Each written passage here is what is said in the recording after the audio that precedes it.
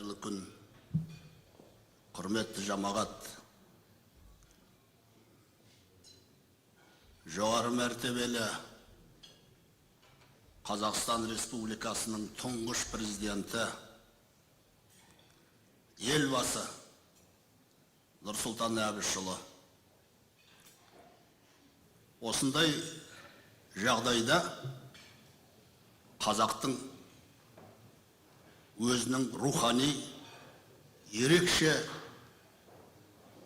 кім болса да үйренетін жақсы қасиеттер бар. Көңіл айту барлық елде де бар.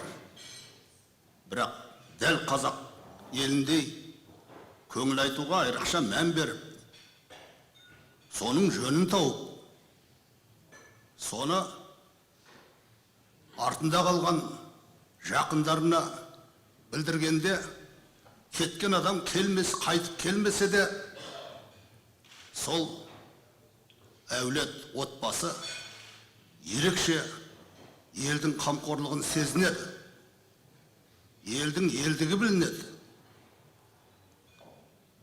Бізге тарихымызда осыған байланысты талай-талай өте ғибратты оқиғалар бар.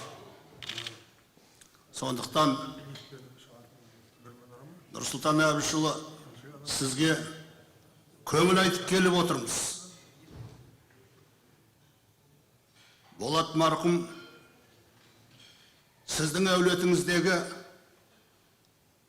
орны бөлек, сізге бауыр болса да, ел жұртына белгілі азамат болды.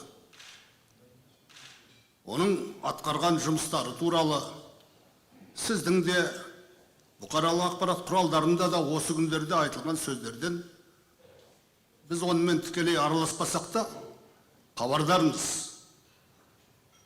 Қаншама үй салуға, қаншама мектеп, мәдениет ошақтарын салуға, қаншама адамның емделуіне көмектескен жағдайлары елге әйгілі болып жарияланып жатыр. Дұрыс. Осындайда адамның, дүниеден көшкен адамның, оның жақсылығын айтқан дұрыс. Ол оған керек емес шығар. Ол тірілерге керек. Біздің қоғамның жақсылығы менен өзінің тазалығына керек. Болат марқұм 70 жас деген қазір шынында да ол заманның өзгеруіне, бүкіл табиғат құбылыстың өзгеруіне байланысты ол әлі қайрат жасы. Сондықтан Болат Әбішұлының арты жақсы болсын дейміз, арты қырсықсыз болсын дейміз. Артында қалған бала шағасы, жақын туған туыстары, бүгін осы дастархан басында отырған ең жақын өздеріңіздің жанашыр жақындары, туыстары, Нұрсұлтан Әбішұлы, сіз бастаған аман есен болыңыздар. Жаңада менен бұрын сөйлеген азаматтар айтып жатыр. Нұрсұлтан Әбішұлы тарихта, тағдырда сізге ерекше өмір сыйлады. Сізге ерекше тағдыр сыйлады. Кез келген пенденің басына бермейтін ерекше қасиеттер сіздің бойыңыздан орын тапты. Біз тәуелсіздігімізді жариялаған күнде, осы күнде кім болса да өзінің шаңырағын сыйласа, өзінің жерін, өзінің елін сыйлаған адам барлығы да біледі. Дәл осы Нұрсұлтан Назарбаевтың сол тұста 91 жылда ел басында болғанының арқасында біз тізеден тұрдық. Біз бодандықтан бойымызды жинадық. Біз ел болып, қысқа мерзімде дүниежүзілік қоғамдастыққа мүше болдық. Қандай мемлекет болса да, қандай алпауыт болса да, тереземіз тең болып, тең дәрежеде сөйлесе алатын жағдайға келдік. Олар бізбен санасатын болды. Қысқа мерзімде тарихтың өлшемімен өлшейтін болсақ, біздің осынша кең жатқан жеріміздің шекарасын барлық көршілерменен келістік. Ал оның тарихын, әсіресе шекараның тарихын бұл жерде айтып жататын уақыт жоқ.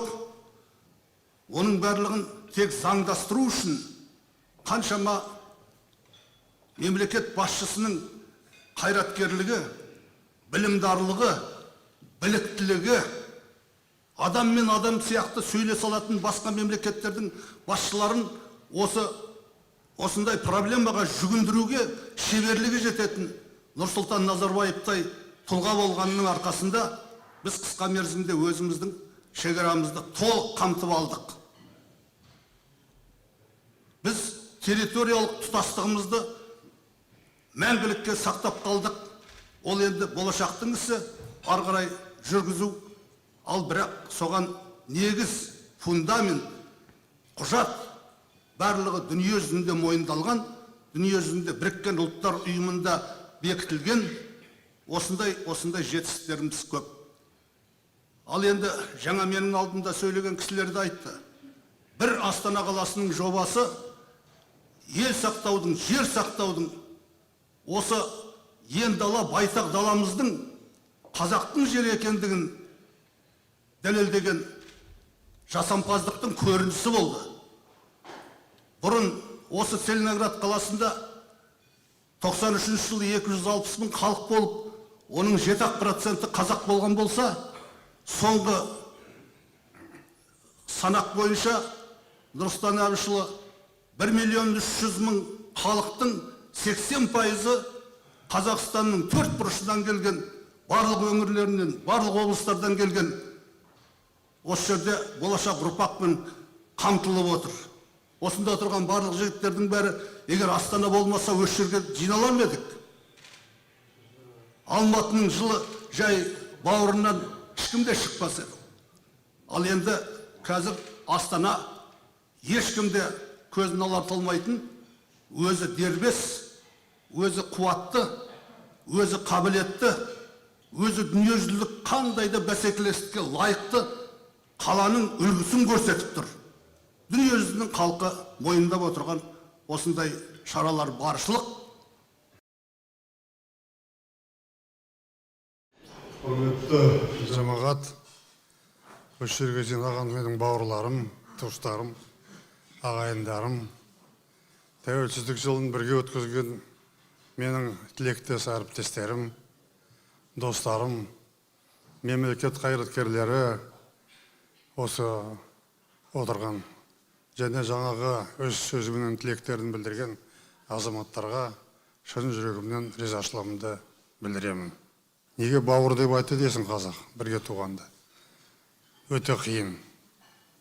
Ең кіші бауырымнан айырылдық, еркелеп өскен, көз алдымда туған, көз алдымда өскен, көңілі жайбарақат, қолы жазық, мейірімді адам еді. Кеше жерлегенде ауылдың азаматтарының барлығы, оның барлығын тізіп, жақсылығын айтып жатты. Алдынан Алла жарылқасын, қабырғамыз қайысқан, біздің жанұяның қиыншылығын бірге көтеруге президентіміз Қасым-Жомарт Кемелұлы Тоқаевтан бастап, көрші елдердің, арғы елдердің президенттері көңілін айтып жатыр. Өзіміздің ішіміздегі азаматтардың, солардың барлығына шын жүректен ризашылығымды мен білдіремін. Жаңа Қуаныш Сұлтанұлы біраз айтып кетті, тәуелсіздікті орнату бізге оңай болған жоқ. 92 жылы Совет үкіметі құлап қалған кезде біздің елімізде 1500 өндіріс орны тоқтап қалып, 2 миллион адам жұмыссыз қалды, магазин сөрелерінің барлығы босап қалды, жалақы берілмеді, зейнетақы берілмеді. Сондай кездерде не боламыз? Боламыз ба, ел болмаймыз ба? Деп тұрғанда, менің әріптестерім, менімен бірге буындас азаматтар, барлығы жабылып, біз сол қиындықтан шығып, елімізді аяғынан тік тұрғыздық. Дүниедегі өркендеген өскен елу елдің арасына кіргіздік. Белгілі болды Қазақстан. 1000 жылдан бері қарай армандаған ата-бабамыздың арманы осы емес па? Сол орындау біздің буынға келіп түсті. Оның үстіне сол жылдарда көп елмен дос болдық, мемлекетті нығайттық. Ішінде мынау елдің ортасында Астананы салдық, ана жақта Түркістанды салдық, екеуі де Астана. Жаңа дұрыс айтып кетті, Астананың тек қана қала ретінде мағынасы емес, мемлекеттігіміз ретінде мағынасы зор. Сондықтан мен өз басыма Алланың берген шаруасын орындадым деп санаймын. Түгел. Орындадым деп санап, 2019 жылғы наурызда осы мешіттің іргетасын Тоқаевпен бірге біз қалай бастадық. Соны қалап біткеннен кейін ертесіне мен өз еркімменен ойланып ойналып, билікті келесі буынға бердім. Қасым-Жомарт Тоқаев қолынан келгенше барлық шаруаны істеп жатыр. Әр буынның өзінің жолы болады. Әр буынның өзгертуі болады. Олай болмаса өсе ме, өркендей ме? Келешек ұрпақ өзгертпесе өмірді, Аллаға тартпаса олай бола ма?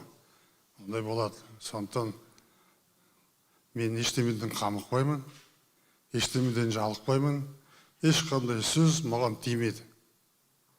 Себебі бұл мәселе біздің ұрпақтық емес, ол тарихтың мәселесі. Тарих өзінің айтатын бәрі айтады. Сондықтан мен өте байсалды түрде оның бәріне қараймын. Мен өз шаруамды бітіріп, түгел бердім енді ұрпаққа. Енді біздің мақсатымыз елімізді ары қарай өркендету. Қиыншылық жағдайда өмір сүріп жатырмыз. Дүние жүзі неше түрлі болып жатыр қазір. Ана жақта да, мына жақта да. Құдайға тауба, біздің елімізде соғыс оты ойнаған жоқ. Елімізді, тәуелсіздігімізді сақтап қалу үшін бір адамдай болып, елбасының жасап жатқан шаруасын қолдауымыз керек. Онсыз болмайды, онсыз мемлекет те болмайды. Сонда біз мынау жанымыздағы көршілерден экономикамызды 5 есе 10 есе көтеріп, ең алдына шығып кеттік. Неге? Біздің бірлігіміз болды. Қазақ біріккенде ылғи жеңетін, қандай соғыста да болса да. Ажырағанда жерден үйінен айырылатын. Сол есімізде болсын. Бүгінгі қайғылы жағдай болса да, мүмкіншілікті пайдаланып, осыны айтайын деп едім. Менің жаным тыныш, шаруам дұрыс, айналайын халқым. 1992 жылы Сауд Арабиясының королінің тапсырмасымен Меккеге кірдім, 2 рет кірдім. Сол Меккеде тілек тілегенде 4 бұрышына 4 намаз оқып. Барлық тілегім қанша қиыншылық көрген халқыма, қазаққа тәуелсіздік бер, соны нығайта бер, соны ұстап қалуға күш, қуат, ақыл бер деп тіледім. Сол тілегім орындалған сияқты, сондықтан Аллаға арнап осы мешітті салдырдық. Бұл ең зәулім дүниедегі мешіт қазір. Барлығы оны таныды, білді. Сондықтан еліміз аман, жұртымыз тыныш болсын. Халқымыз жағы түспей жаманшылық көрмесін. Алдымыздағы бала-шағаларымыз аман болсын. Енді тәуелсіздігімізді нығайтып, Қазақстанымызды өркендетіп, болашақ ұрпаққа жайнаған тамаша 30 дамыған елдің арасында тұратын Қазақстанды бере көрсін. Аман есендік тілеймін барлықтарына. Қуаныш тілеймін. Және оларыңда жаманшылық болмасын. Ылғи қуаныш болсын. Аллаху акбар. Аумин.